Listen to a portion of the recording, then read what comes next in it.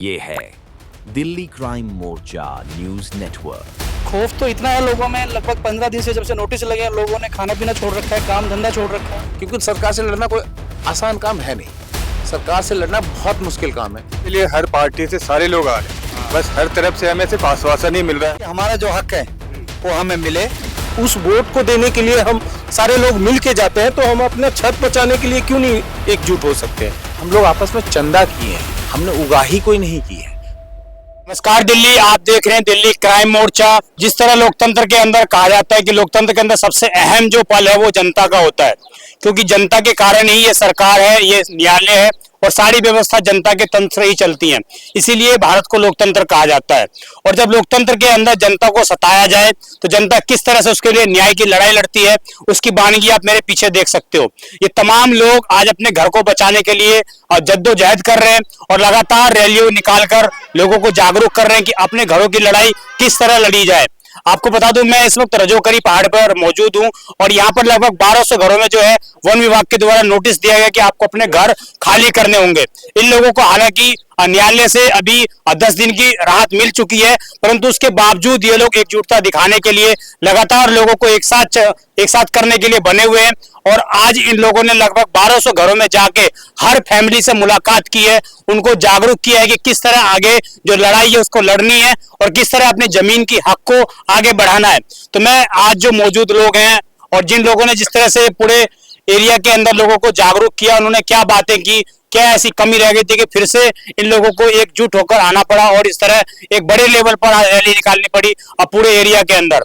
मैं कुछ लोगों से, जो बुजुर्ग लोग हैं, काफी लंबे समय से यहाँ पर जो लोग रह रहे हैं, उनसे बात करने की कोशिश करूंगा। क्या नाम हुआ आपका? हमारा नाम रामवीर शर्मा है। मैं यहाँ रजोकरी पहाड़ी BSS में रहता हूँ। और जो जब से ये वन विभाग का यहाँ नोटिस लगा था, उस टाइम से हमारी सबकी रात की नींद, खाना पीना सब हराम हो गया। और काफी जो हमारे ये भाई लोग हैं, बच्चे हैं, इन्होंने बहुत मेहनत करके जो जब वहां तक पहुंच के और जो हमें 10 दिन की राहत मिली है, उससे अब कुछ थोड़ा सा सुकून महसूस करते हैं। आज आप लोगों ने रैली किस लिए निकाली है? क्या इसमें मुद्दा था आप लोगों का? हमारा मुद्दा ये है कि रजोकरी पहाड़ी BSS जितनी भी है, रजोकरी पहाड़ी बस्ती यूनियन, सब इकट्ठा होकर के पूरे 1200 घरों में हमने सबको जागृत किया है कि सब हमारे साथ में आए, सब हम संगठित होकर के और अपनी आवाज उठाएं ताकि सरकार तक भी ये आवाज पहुंचे। मेरा नाम है हवा सिंह देवतवाड़। आप यहाँ पर 1968 से बताया जा रहे हैं। हाँ, लगभग 60-65 सालों से यहाँ पे रह रहे हैं लोग। और अभी जो नोटिस लगे हैं वो फिलहाल 2 डेरों में लगे थे और उसकी कार्रवाई करते हुए लोगों ने अभी कोर्ट में अपील की है कि स्टे लिया है। 10 दिन का हमें स्टे मिला है, कार्रवाई उन्होंने रोक दी है 10 दिन के लिए। तो अभी हम सब लोग शांतिपूर्ण तरीके से एक रैली निकाल के लोगों को जागरूक कर रहे हैं, ताकि जो लोग नहीं समझ पा रहे हैं वो लोग भी हमारे साथ आ जाएं। और बाकी कुछ लोग ऐसे हैं जो अभी नहीं समझने की कोशिश कर रहे हैं, हम सोच रहे हैं कि वो भी साथ आ जाए तो बहुत अच्छा होगा। लगभग 1200 प्लस घर है यहाँ पे, तो अभी सब लोग एक साथ होके आपके सामने भी रैली निकाली है लोगों ने शांतिपूर्ण तरीके से। तो बस हम यही है कि कोशिश कर रहे हैं कि आगे भी लोग ऐसे मिलकर रहे साथ में, और हम ये कार्रवाई, हमें कोर्ट में भी पूरा भरोसा है कि वो हमारा साथ देगा और हम इस रैली के द्वारा सरकार तक भी हम अपनी आवाज पहुंचाना चाहते हैं। जी, आपको क्या लग रहा है, इस तरह की रैली निकालनी पड़ रही है, जनता उतनी जागरूक नहीं हुई है या उन लोगों को इतना खौफ नहीं है कि वन विभाग ने जो नोटिस दिया है उस पर कार्रवाई हो सकती है? नहीं, खौफ तो इतना है लोगों में, लगभग 15 दिन से जब से नोटिस लगे हैं लोगों ने खाना पीना छोड़ रखा है, काम धंधा छोड़ रखा है, इतना खौफ है लोगों में। और बाकी हमें रैली में निकालनी पड़ी। कुछ लोग नहीं समझ रहे थे, वो सोच रहे थे कि हमारे घर पे अभी कुछ कार्रवाई नहीं है तो हम लोग क्यों शामिल हों, लेकिन कल को उनको भी हो सकती है। तो इसलिए अभी टाइम है उनको कि वो साथ में आ जाए, बहुत अच्छा रहेगा, हमारी भी थोड़ी ताकत बढ़ेगी उससे। अभी रजोकरी पहाड़ी यूनियन की तरफ से जो आप लोग गए हैं, तो आप लोगों ने क्या समझाया उनको? हमने लोगों को यही समझाया है कि हम जो काम कर रहे हैं पारदर्शी तरीके से कर रहे हैं, और जिसको भी जो सवाल करना है आए यहाँ पे बैठे, हम ओपन में बैठते हैं, हम कोई बंद कमरे में अपनी कोई मीटिंग नहीं करते हैं, सबके सामने है जो कुछ, हम सब पूरी पब्लिक को बोलते हैं जो कुछ पूछना है, पता करना है, जो कुछ पढ़ना है, डॉक्यूमेंट्स देखना है, खुले में देखो, आगे कोई छुपाव नहीं है हमारे यहाँ पे। आप लोगों पे ये भी आरोप लग रहे हैं कि जिस तरह से दूसरे चैनल पे चल रही चीजें कि आप लोग जो है पैसा उगाही का एक मतलब चीजें बन रही, संगठन इस तरह का बनता जा रहा है। देखिए ऐसा है, अगर आप यूनियन के तहत काम करेंगे, हम लोग में से सब लोग हैं हैंड टू माउथ मजदूर हैं, सब मजदूर काम करने वाले लोग हैं। तो क्या है कि हम लोग आपस में चंदा किए हैं, हमने उगाही कोई नहीं की है। हमारा चंदा हमारा कंट्रीब्यूशन है। अगर किसी भी लड़ाई को लड़नी है तो उसमें अर्थ तो सबसे महत्वपूर्ण एक हिस्सा होता है। पैसे तो चाहिए, वकील बिना पैसे लिए खड़ा तो आपके पक्ष को रखेगा नहीं। आपके कागजात हैं, उसके चीजों के लिए फोटोकॉपी कराने हैं, तमाम तरह की चीजें हैं, उसके लिए पैसे चाहिए। किसी भी एक मुहिम को चलाने के लिए एक रकम की या एक अर्थ की जरूरत होती है। उस अर्थ के लिए हमने अपना सहयोग से स्वेच्छा से दिया है, किसी के ऊपर कोई दबाव नहीं है कि हाँ भाई आप इतनी रकम आप दो ही दो। अब जो खर्च लगेंगे वो तो एक चीज है, हम सबकी यूनियन है तो यूनियन में तो सबका सहयोग होगा, बिना सबके सहयोग से यूनियन चल नहीं सकता। अगर किसी भी यूनियन को चलाना है, किसी भी संगठन को चलाना है तो सहयोग सबसे बड़ी जरूरत है। तो हम सहयोग राशि ले रहे हैं, सहयोग राशि और स्वेच्छा से लोग दे रहे हैं। लोगों ने तो यहाँ से बहुतों को बहुतों रुपए तक दिया, बहुत सारी चीजें की, लेकिन उन तक कोई आज तक उनको कुछ कंक्रीट डिसीजन मिला नहीं। हमने एक प्रयास किया है कि भाई हम अदालत में जाएंगे, उनकी शरण में जाके हम अपने लिए न्याय मांगेंगे कि हम जो 60 साल से रह रहे हैं यहाँ पे, हमें इस पे न्याय दिया जाए। हमको इंक्रोचर बताया गया, हम इंक्रोचर यहाँ है नहीं, हम बकायदा पट्टेधारी होकर पट्टा लेके हम यहाँ आके बैठे हुए हैं। तो सरकार से लड़ने के लिए, क्योंकि सरकार से लड़ना कोई आसान काम है नहीं, सरकार से लड़ना बहुत मुश्किल काम है। सरकार हमारी है, जनता की सरकार है, लेकिन जनता की सरकार के अधिकारी अब इस बात को समझने को तैयार हों कि हाँ ये 8,000 7,000 लोगों की जिंदगी का सवाल है, तो उनके लिए कोई उनके सहित में कोई निर्णय लें, ऐसा उनको सोचना पड़ेगा। हमारे रहनुमाओं को भी इस बात को सोचना पड़ेगा, जो हमारे रिप्रेजेंटेटिव हैं, जो हमारे जनप्रतिनिधि हैं, उनको भी हमारी चिंता करनी पड़ेगी, तभी हम लोगों का ये मुद्दा सॉल्व होगा। अगर ये 60 साल से मुद्दा चला आ रहा है, हर किसी ने हमें आश्वासन दिया कि हाँ हम आपको यहाँ से हटाएंगे नहीं, जो चीज यहाँ है आपका, ये जगह आपकी है। कोई जो भी सरकार आती रही है, हर एक ने अपने अपना कुछ हमें दिया है, लेकिन अब एंड टाइम पे आके अगर वन विभाग कहता है कि नहीं जी आप ये जगह आपकी, आप इनलीगल हो, आप यहाँ से हटो, तो ये हमारे लिए सबसे बड़ी मुसीबत है। तो उस मुसीबत के लिए हम लोग अपील किए हैं, माननीय उच्च न्यायालय में गए हैं, माननीय उच्च न्यायालय हमें उसके लिए राहत दिया है। अब वो जो निर्णय करें हम सब लोग को सिरदारी होगा। जब न्यायालय ने आपको राहत दे दी है, उन्होंने बोला कि 10 दिन तक अभी रोक लगती है, अधिकारियों को टाइम दिया है, तो फिर ऐसी क्या नौबत आ गई कि आप लोगों को रैली निकालनी पड़ गई, इस तरह की चीजें? देखिए क्या होता है कि एक जब आप जन जागरूक में रहते हैं, कोई भी लड़ाई लड़ी जाती है तो बिना जन जागरूक के लड़ा नहीं जाता है। हर एक के मन में एक उत्साह होना चाहिए कि हाँ हमें अपना मेरा घर बचाना है, हमारे वो बचाने। अगर उत्साह का संचार करना है तो आपको पब्लिक में आपको एक बार सारी बातें उनको बतानी पड़ेगी, उनके साथ में मुहिम चलाना पड़ेगा। उत्साह अगर कम हो जाता है तो लड़ाई कमजोर हो जाती है। किसी भी लड़ाई को लड़ने के लिए उत्साह होना बहुत जरूरी है, बिना उत्साह के कोई लड़ाई लड़ी नहीं जा सकती। तो इसलिए हम लोगों ने एक मार्च निकाला कि भाई हम हर गली में पहुंचेंगे। जो आदमी अपने दिनचर्या में बिजी हैं, मतलब अपने रोज की रोजी रोटी में बिजी हैं, क्योंकि यहाँ पे तो हैंड टू माउथ लोग अगर एक दिन नहीं कमाएंगे तो 2 दिन नहीं खाएंगे। यहाँ तो बहुतों लोग की हालत इतनी खराब हो गई है। अब तो उस चीज को सब मतलब कम्युनिकेट करने के लिए उन तक हम गए कि भाई आप हम लोग आए हैं, अगर आप नहीं आ पाए हैं, मीटिंग में एक बार नहीं आए हैं, तो दूसरी बार मैं आपसे अपील कर रहा हूँ कि आप आइए, मिलके बैठिए, चर्चा कीजिए, अपने जो समस्या है उस पर चर्चा कीजिए। चर्चा करने से क्या होता है, कोई ना कोई हल निकलने का रास्ता ढूंढते हैं।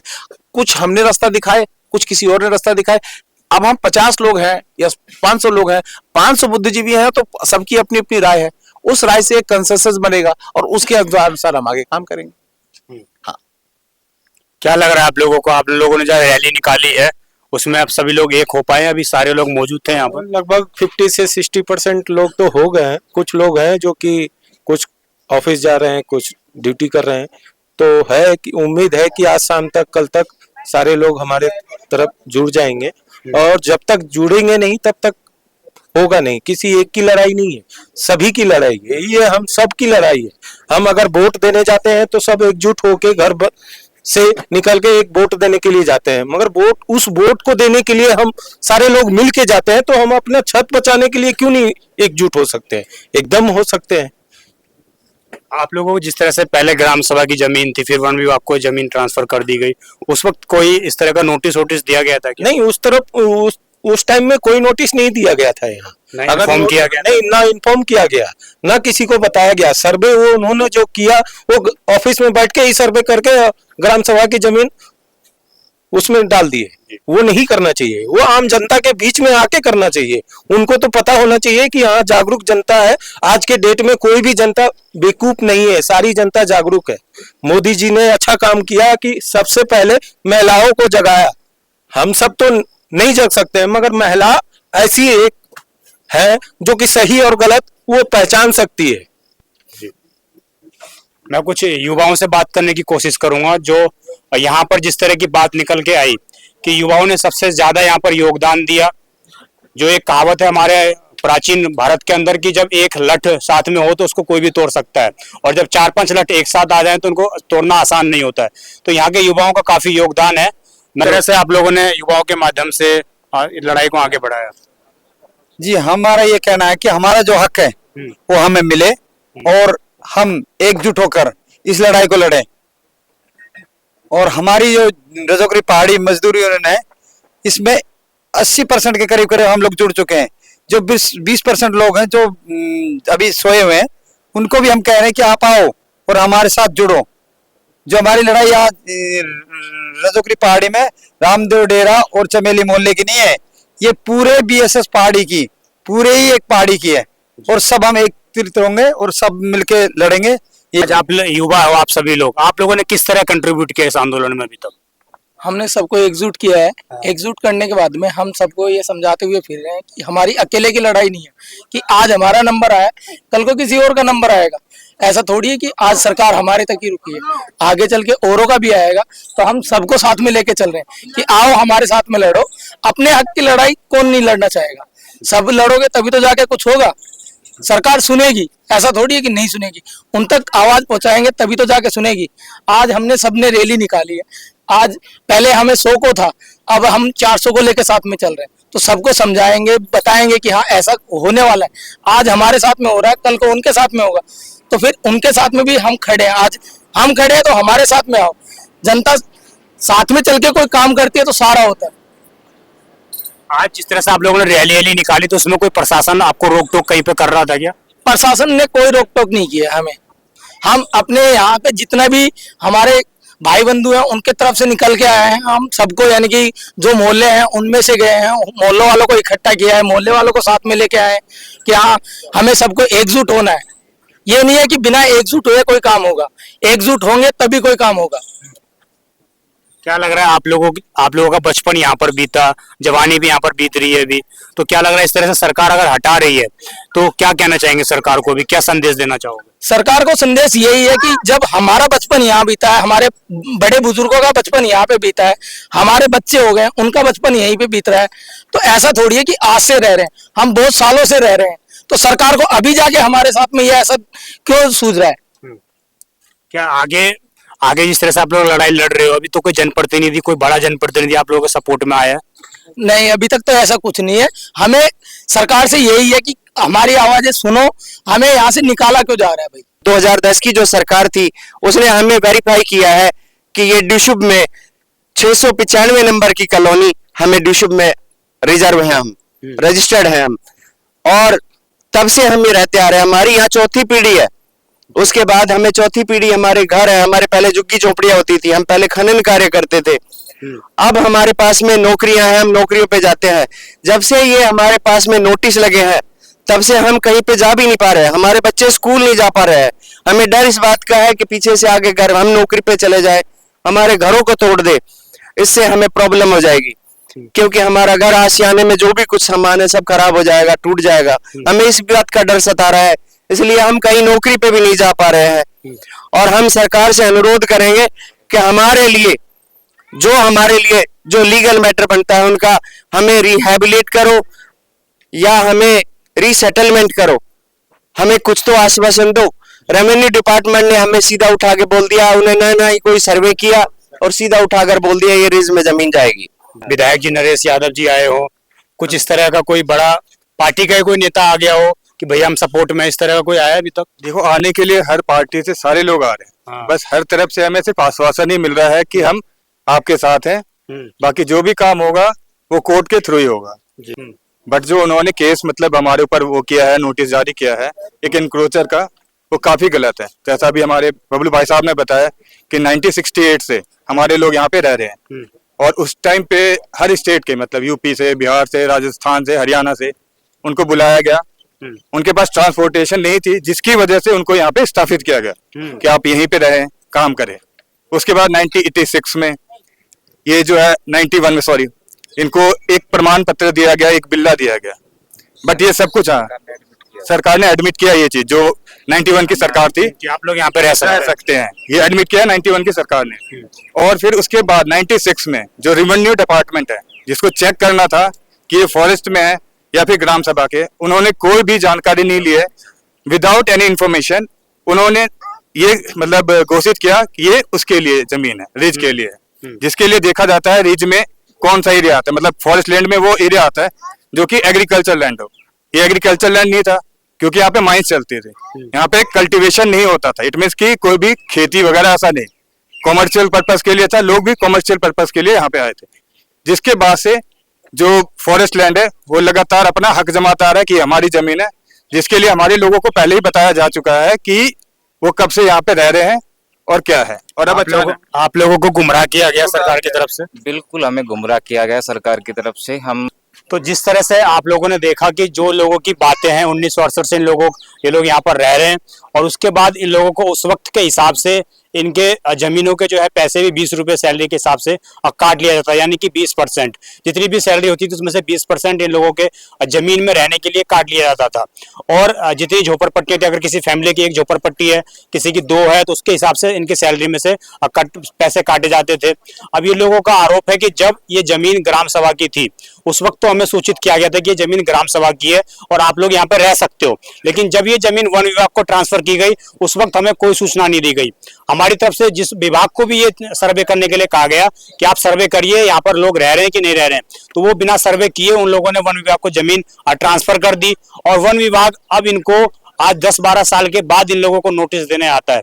10-12 साल पहले भी इनको सूचित नहीं किया गया कि आप जमीन खाली कर दीजिए, ये जमीन हमारी हो गई है, किसी तरह का कोई नोटिस अलाउ नहीं हुआ। लेकिन अब अचानक इनको 10-15 दिन पहले आकर इनको नोटिस दे दिया जाता है और कहा जाता है कि आप यहाँ से जगह खाली कीजिए। तो सीधा जो लोग आरोप लगा रहे हैं, कहीं ना कहीं पूरे भ्रष्टाचार सिस्टम जो है उस सिस्टम ने इन लोगों को कहीं ना कहीं सताया है, इन लोगों को जो दुख है उसको बढ़ाया है।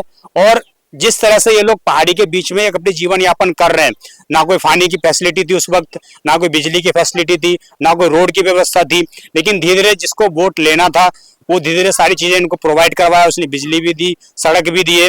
यहाँ तक कि दिल्ली सरकार के मुख्यमंत्री का एक फोटो चिपका हुआ, इनको एक कागज भी, डॉक्यूमेंट भी मिला हुआ जिसमें साफ तौर से चिन्हित है कि ये घर जो है मुख्यमंत्री आवास योजना के तहत अलो की जाती है। अब उसके बाद भी, मुख्यमंत्री के आश्वासन के बाद भी इन लोगों को कहा जा रहा है कि आप लोग यहाँ से जमीन खाली कीजिए। और लगातार मैं आपको दिल्ली में दिखा रहा हूँ कि दिल्ली के हर क्षेत्र में जहाँ पर डेयरियां हैं, जहाँ पर वन विभाग की जमीन है या कोई और किसी चीज की जमीन है, वहां पर पहले सरकार की तरफ से वो सारी फैसिलिटी लोगों को दी जाती है। उनको कहा जाता है कि आप लोग यहाँ पर रहिए, हमें वोट दीजिए, और जब हमारी जरूरत खत्म हो जाएगी तो हम आप लोगों को हटा देंगे। तो यही चीजें यहाँ पर भी सामने आ रही है। और कहीं ना कहीं आज जो इन लोगों की एकजुटता है, जो इन लोगों ने रैली निकाली है, रैली के माध्यम से महिलाएं हो, बच्चे हो, युवा हो, बुजुर्ग हो, सभी लोग साथ आए और सभी लोगों को जागरूक करने का इन लोगों ने प्रयास किया। और हमारे माध्यम से लगातार ये लोग अपनी आवाज अब बुलंद कर रहे हैं और दिल्ली क्राइम मोर्चा लगातार इन लोगों के साथ बना हुआ है और इनकी हर वो आवाज, हर वो पॉइंट आपके सामने रख रहा है जो इनके वैलिड पॉइंट हैं, जिससे इनकी मांग को और सशक्तता मिलती है और क्षमता मिलती है कि ये लोग और आगे बढ़े। और लगातार ये लोग कोर्ट के आदेश के बावजूद जो है अभी अपनी लड़ाई जारी रखे हुए हैं। कोर्ट में जो लड़ाई चल रही है वो तो चल रही है, जमीनी स्तर पर ये लोग अपनी लड़ाई अभी भी जारी रखे हुए हैं। हम लगातार इनके साथ बने हुए हैं। आप देखते रहिए दिल्ली क्राइम मोर्चा। मैं विजय ठाकुर, धन्यवाद।